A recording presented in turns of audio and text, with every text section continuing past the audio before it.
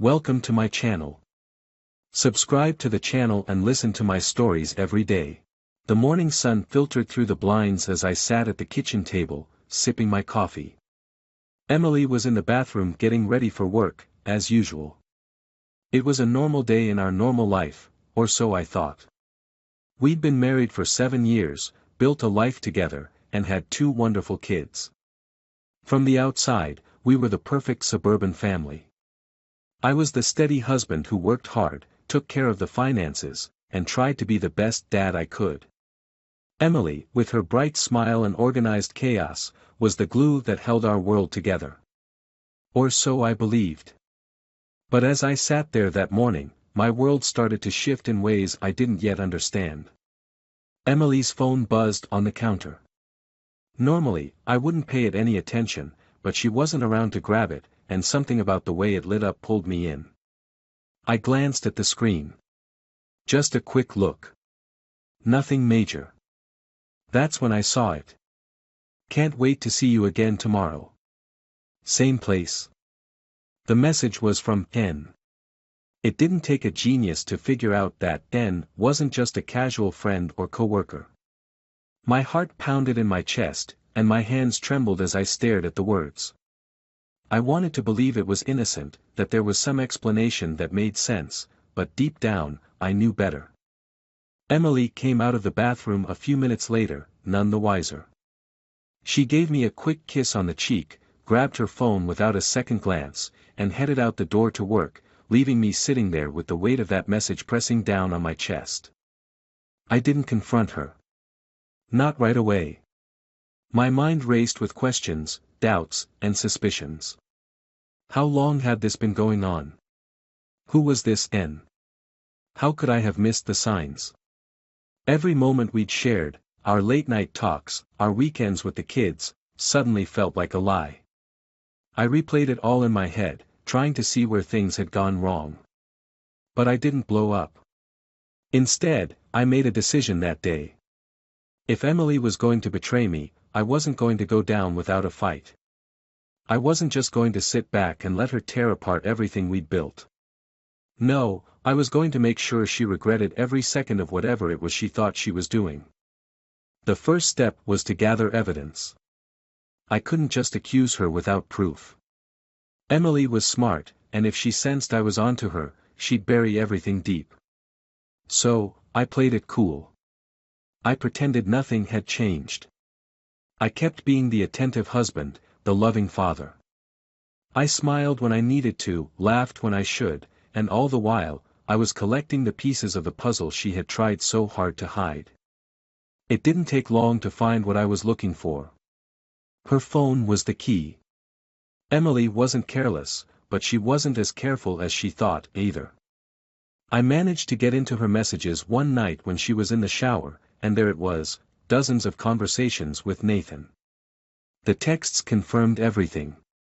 They'd been seeing each other for months. She'd lied about work meetings, late-night projects, and even trips she said she'd taken with her friends. Nathan was there through it all, hidden in plain sight. The anger inside me grew with every message I read, but I forced myself to stay calm. I knew I couldn't confront her yet. Not until I had everything in place. Emily had no idea what was coming. She thought she could have her little affair and keep me in the dark forever. But I was about to flip the script. Over the next few weeks, I began preparing for the inevitable fallout. I started by securing our finances. I moved money out of our joint accounts and into one Emily couldn't touch. I made sure the house was in my name and arranged for a private lawyer, one who specialized in divorce cases involving infidelity. I wasn't going to let her take me down with her. If she wanted out, I was going to make sure she left with nothing. The hardest part was pretending everything was fine. Every time she looked at me with that smile, every time she kissed me goodnight, I had to fight the urge to call her out right then and there. But I couldn't afford to lose my temper. I needed to stay in control. So, I bided my time, waiting for the perfect moment. That moment came sooner than I expected. It was our anniversary, and I knew she had plans to meet Nathan the next day. She thought I was completely clueless, that I'd continue to play the role of the oblivious husband while she snuck off to be with him.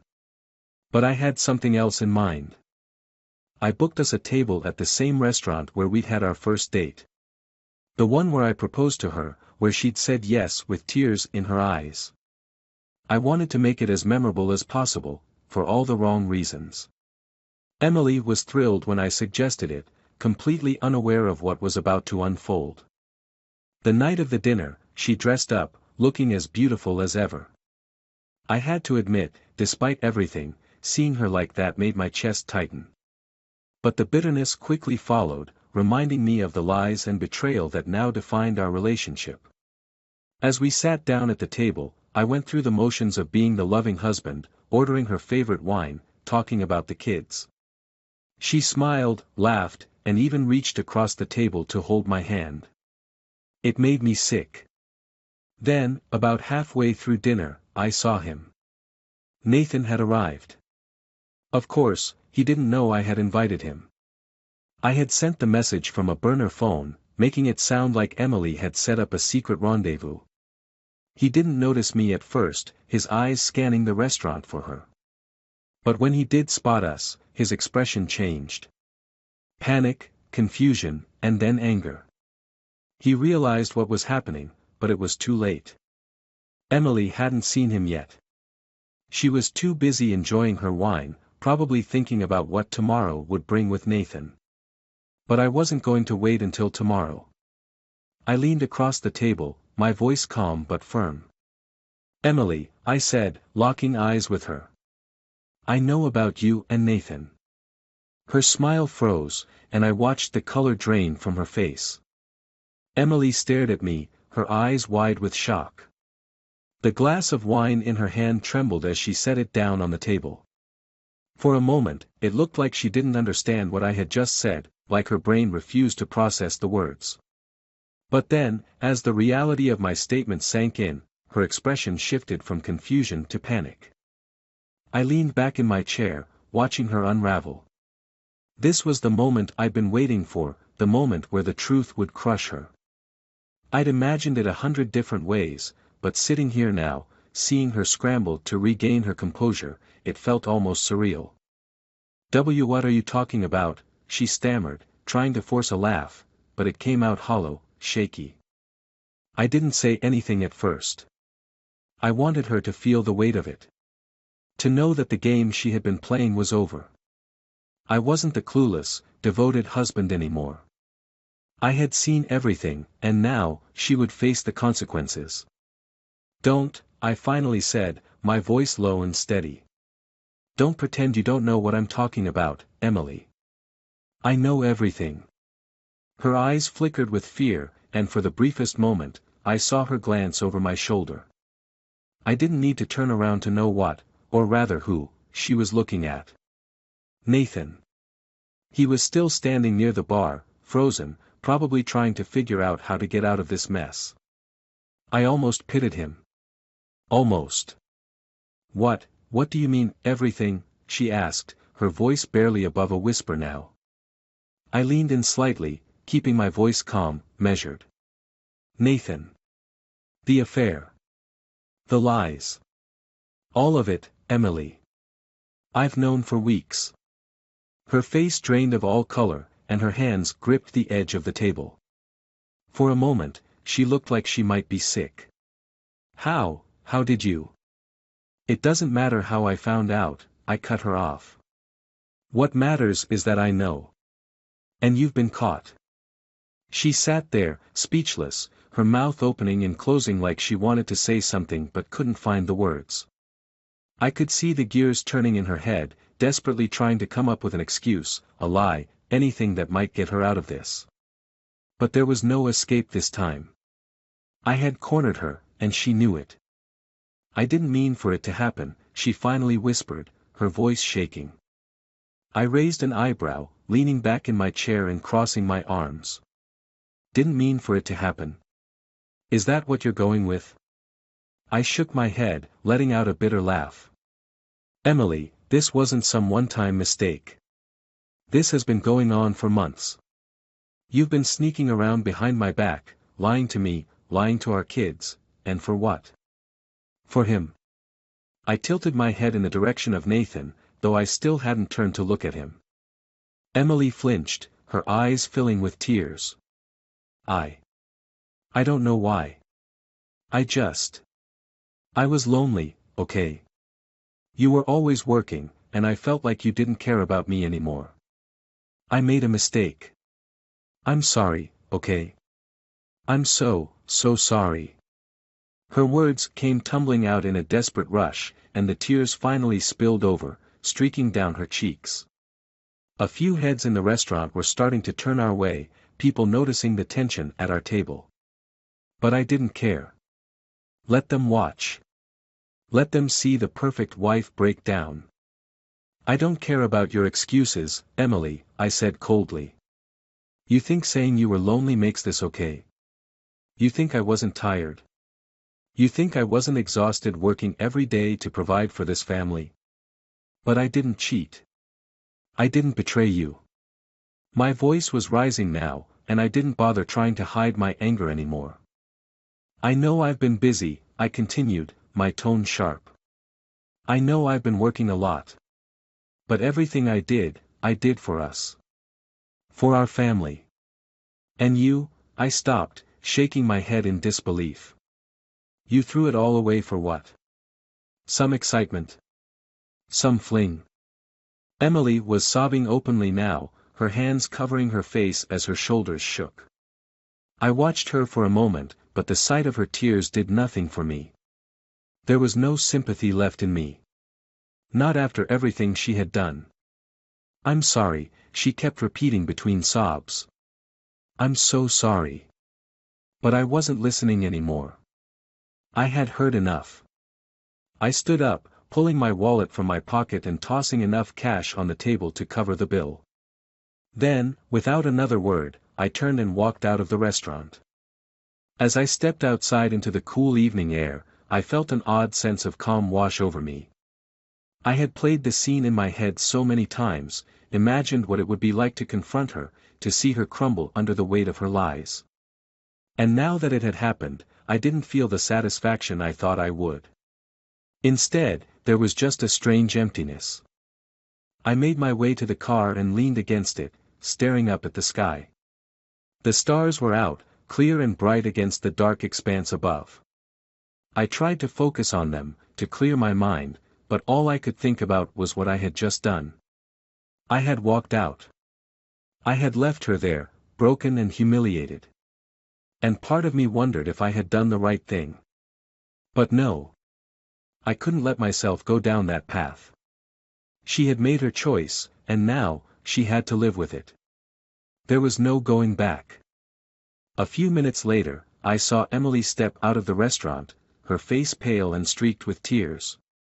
She looked around, spotting me by the car, and hesitated for a moment before walking over. Her steps were slow, her posture slumped. She looked defeated. Mark, she began, her voice hoarse from crying. I held up a hand, stopping her.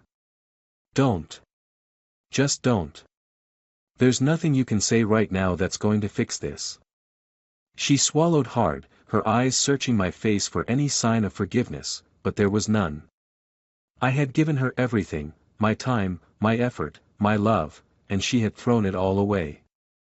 I need to know if there's any chance that we can fix this, she said quietly, her voice trembling. I'll do anything. I'll go to therapy, I'll quit my job, I'll never speak to Nathan again, just please, don't end this. Don't throw away everything we've built together. I stared at her for a long moment, feeling the weight of her words pressing down on me. And for a second, just a second, I almost felt sorry for her. But then the memory of her betrayal hit me again, hard and unforgiving, and all the sympathy I might have felt vanished. I'm not the one who threw it away, Emily.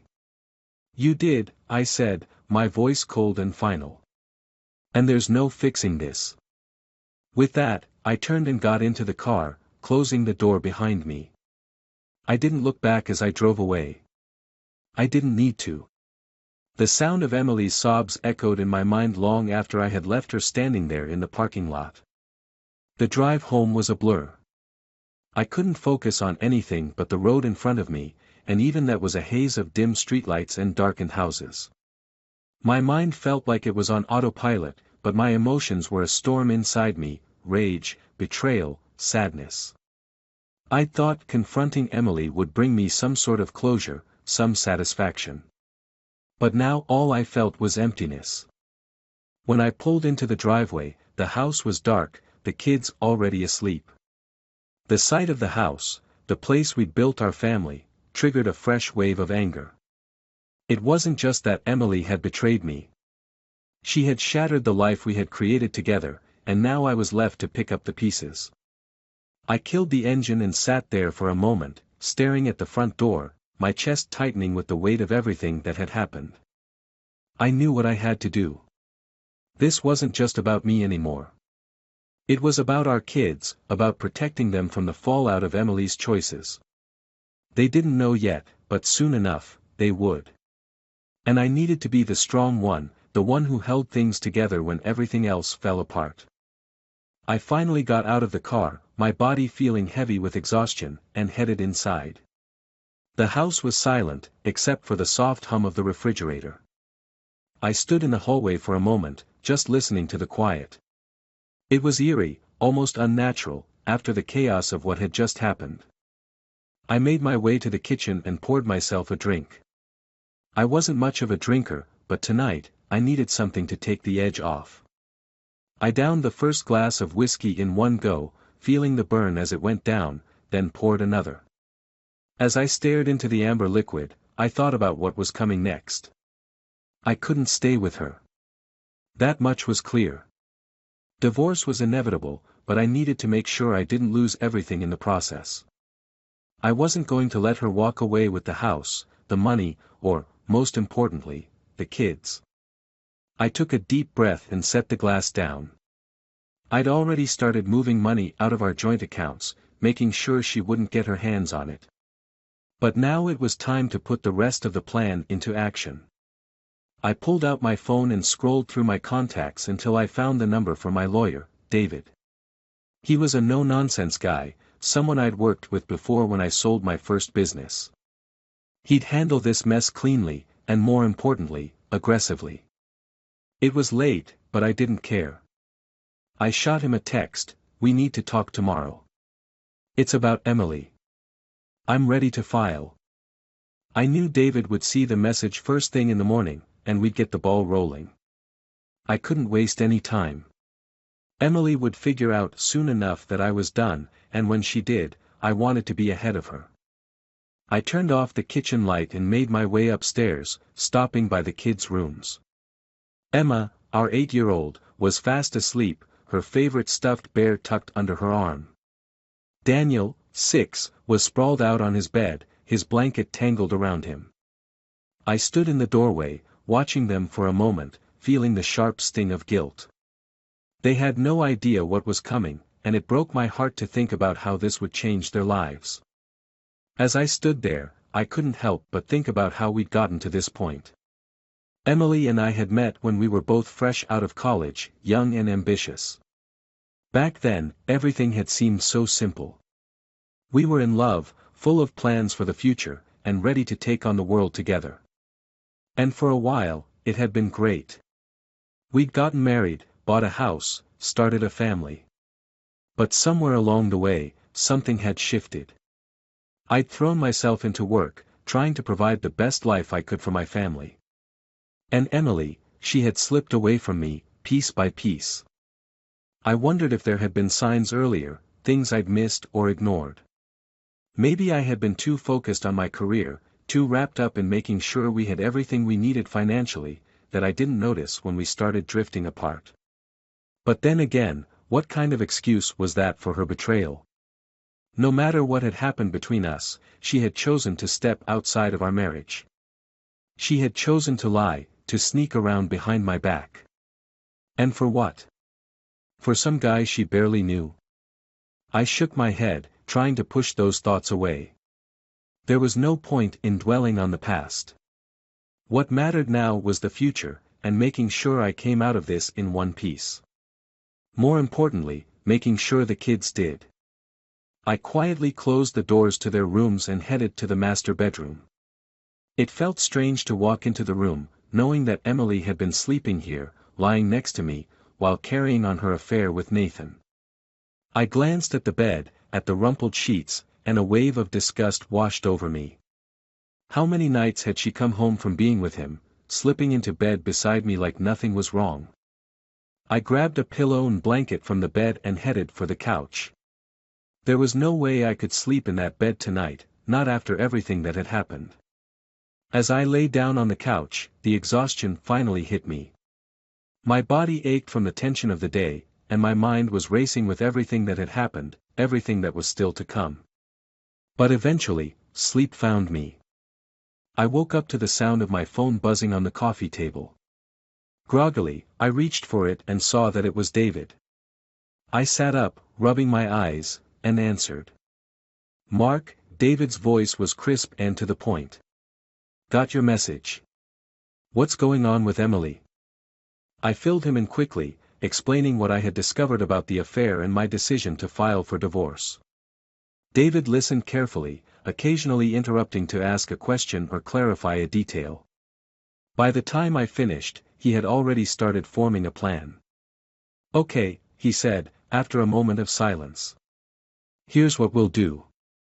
First, we need to get all your financials in order. You've already started moving money out of your joint accounts, which is good. But we need to make sure everything's covered, retirement funds, property, all of it. I'll draft up the paperwork today, and we'll get her served by the end of the week." I nodded, feeling a sense of relief that things were finally moving. "What about the kids?" I asked, my voice tight. "I want custody. She's not taking them from me." "We'll fight for primary custody," David assured me. "With what she's done, and if we can prove the affair, we'll have a strong case. Judges don't look kindly on parents who cheat and disrupt their kids' lives. But we need to be smart about this. Don't confront her again, don't let her know what you're planning. We want to take her by surprise." I took a deep breath, feeling a sense of resolve settle in. This was it. This was the beginning of the end, and I was ready for whatever came next. "Thanks, David," I said, my voice steady. "Let's get this done." After I hung up, I stood there for a moment, the reality of what was happening sinking in. This was really happening. The life I had known for the past 7 years was over, and there was no going back. I didn't feel sadness anymore. Just a cold determination to come out of this on top. I went about my day as usual, acting as if nothing had changed. I got the kids ready for school, dropped them off, and headed to work. Emily hadn't come home last night. Whether she stayed with Nathan or somewhere else, I didn't know, and I didn't care. All I knew was that her time was running out. As I sat at my desk, going through emails and meetings, I felt an odd sense of calm. This was the calm before the storm, and I knew it. But for the first time in weeks, I felt like I was in control. Emily thought she had been running the show, but she had no idea what was coming. She had no idea that the life she had so carefully constructed with her lies was about to come crashing down. And I was going to be the one to pull the trigger. The divorce process moved quickly after that. Emily was served within the week, just as David had promised.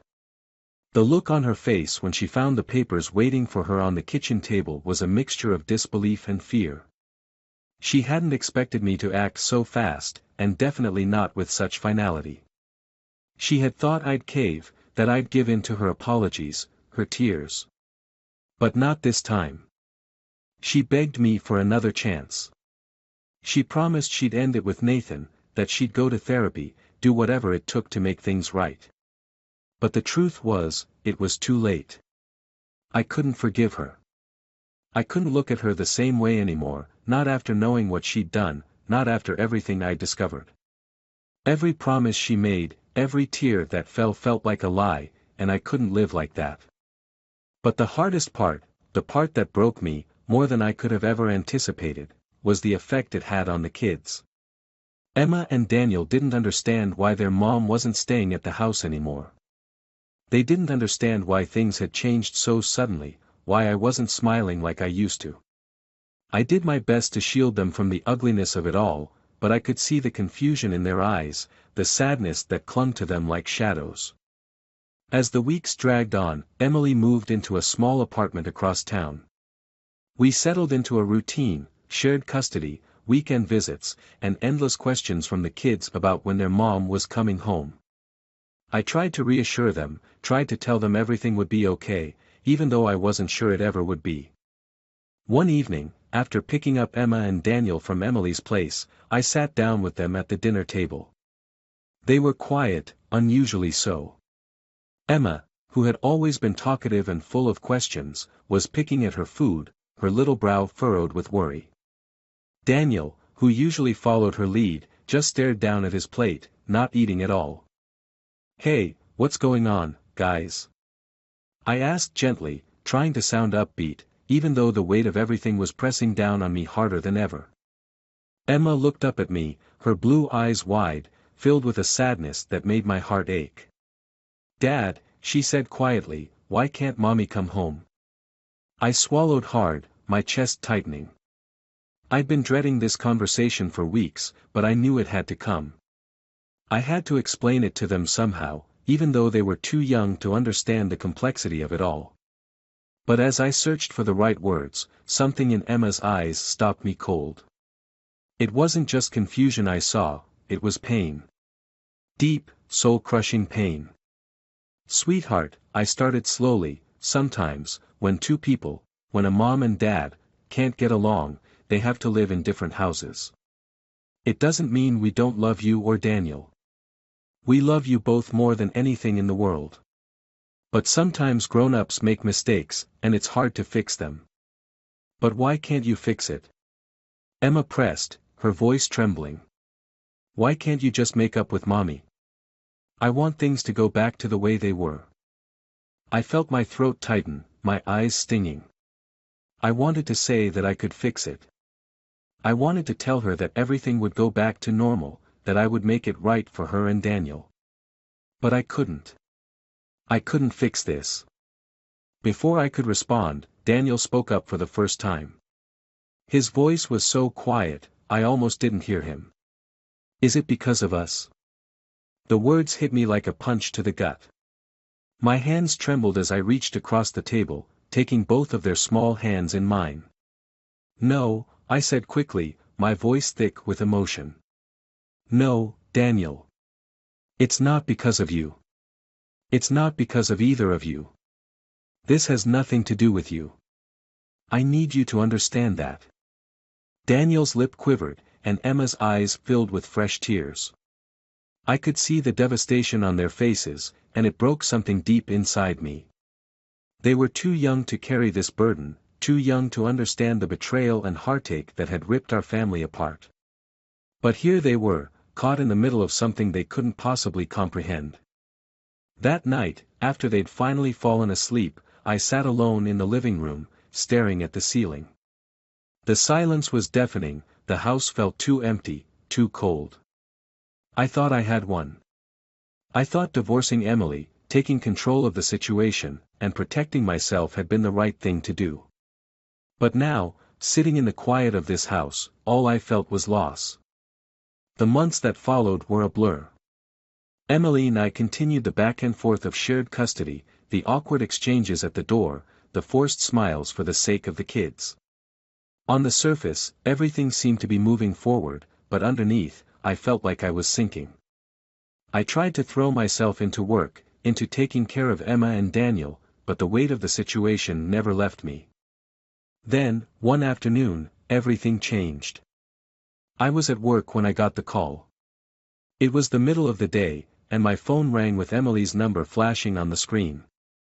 I almost didn't answer, our conversations were always strained, and I wasn't in the mood for another argument about custody. But something in me told me to pick up. "Mark," Emily's voice was shaky, her words coming out in a rush. "It's Daniel. He's in the hospital.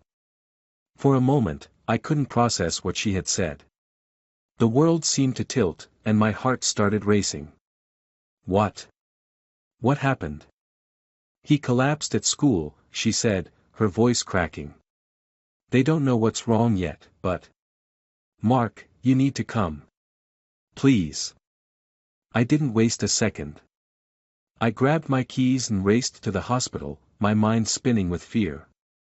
By the time I got there, Emily was in the waiting room, her face pale, her eyes red from crying.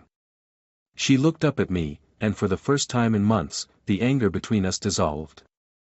We were just two parents, terrified for our son. The doctors told us Daniel had a rare heart condition, something they hadn't detected before. He was in critical condition, and they were doing everything they could. But the look on the doctor's face told me all I needed to know. Hours passed in a blur of sterile hallways, soft voices, and the constant beeping of machines. Emily and I sat side by side, our hands clenched together in a desperate, silent plea for hope. But that hope never came. Daniel didn't make it through the night.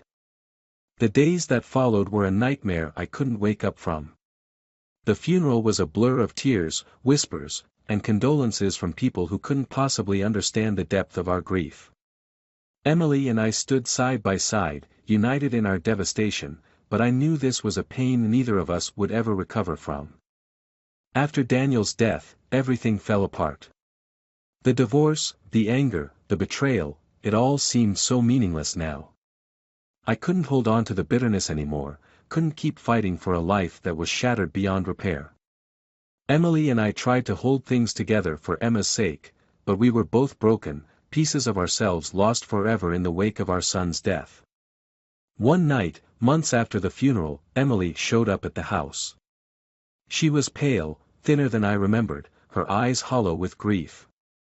She stood in the doorway for a long time before finally speaking. "I never wanted this," she whispered, her voice trembling. "I never wanted any of this. I thought I could find happiness again, but I was wrong. I was so wrong, Mark." I didn't respond. I didn't have the strength anymore. We had both lost so much, and now there was nothing left to say. Emily left that night, and I never saw her again. She moved away, far from the memories of what we had lost, leaving me alone in the house we had once called home. Emma stayed with me, but things were never the same. We were both just drifting through life, haunted by the ghosts of what could have been. In the end, I realized that revenge had never been the answer.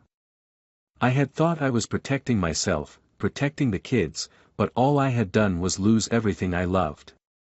And now, all I had left were the memories, painful, hollow, and inescapable.